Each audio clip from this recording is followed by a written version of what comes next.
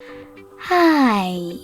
In front of me is Samsung Galaxy Tab A7 Lite, and today I would like to show you how you can change default apps on this tablet.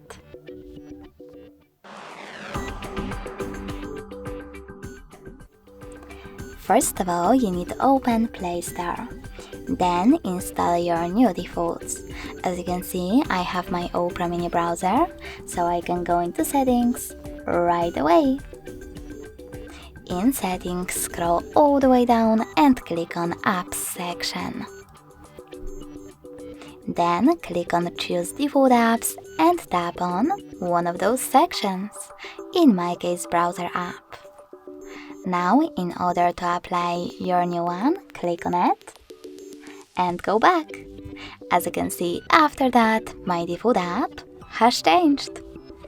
Thanks so much for watching. If you enjoyed this video, leave a like, comment and subscribe.